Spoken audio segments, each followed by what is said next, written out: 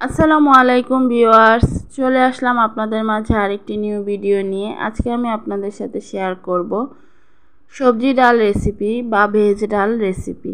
চলুন দেখে নিই কীভাবে তৈরি করি। ভুল ত্রুটি হলে অবশ্যই ক্ষমা দৃষ্টিতে দেখবেন।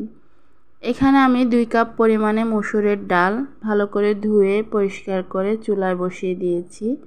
ডালটা আমি 15-20 মিনিটের মতো ভিজিয়ে রেখেছিলাম, তারপর ধুয়ে চুলায় দিয়ে দিয়েছি।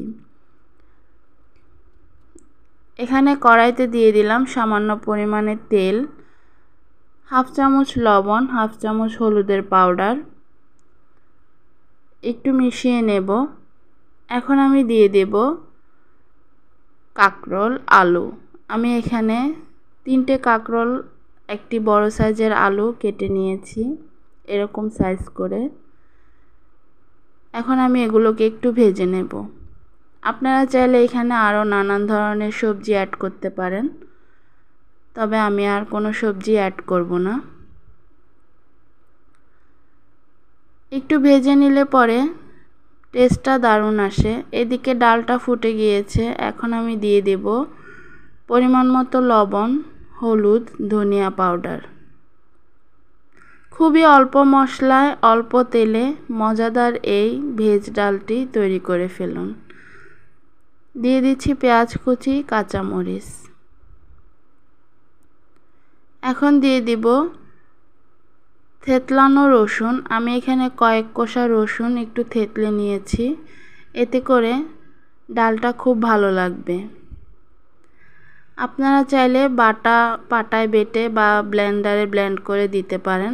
আমি একটু ছেঁচুনি দিয়ে থেতলে নিয়েছি।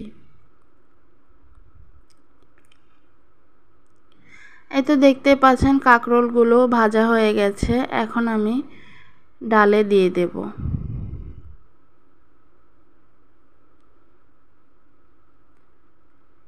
এবারে খুব ভালো করে কষিয়ে নেব কাঁকরোল ডাল একসাথে। আমার ভিডিওগুলো আপনাদের ভালো লেগে থাকলে অবশ্যই আমার চ্যানেলটা সাবস্ক্রাইব করে দিবেন, লাইক কমেন্ট শেয়ার করবেন যেন আগামী দিনগুলো আমি এগিয়ে যেতে পারি। অবশ্যই পাশে থাকা বেল আইকনটি প্রেস করে দেবেন। এই তো ডাল কাঁকরোল কষানো হয়ে গিয়েছে। এখন আমি দিয়ে দিলাম টমেটো কুচি।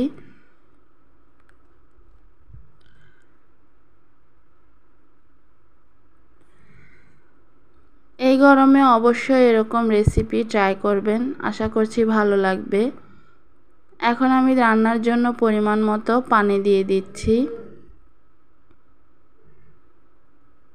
খুব বেশি পানি দেওয়ার প্রয়োজন নেই, যেহেতু কাঁকরোলগুলো ভেজে নিয়েছিলাম, ডালটাও আগে থেকে ফুটিয়ে নিয়েছি।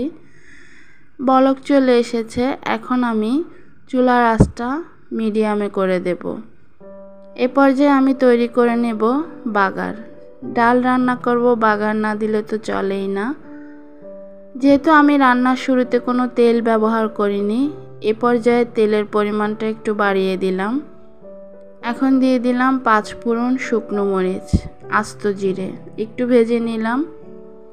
এবারে দিয়ে দিব রসুন কুচি, পেঁয়াজ কুচি।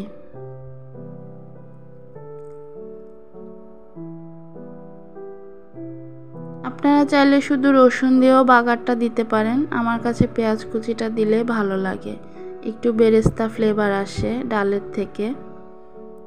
এই তো বাগারটা দিয়ে দিলাম ডালে।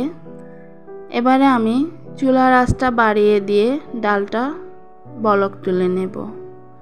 তার আগে দিয়ে দিচ্ছি 1 চা চামচ পরিমাণে জিরা পাউডার। ভালো করে একটু নেড়েচেড়ে মিশিয়ে দিলাম। এখন আমি ডালটা বলক আসা পর্যন্ত অপেক্ষা করব।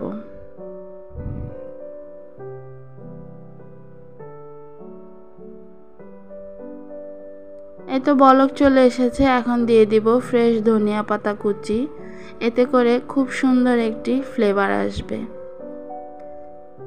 নেড়েচেড়ে মিশিয়ে নেব। এবারে আমি নামিয়ে নেব। রান্না কমপ্লিট। অবশ্যই আপনারা এভাবে ট্রাই করবেন, আশা করছি ভালো লাগবে। আল্লাহ হাফেজ।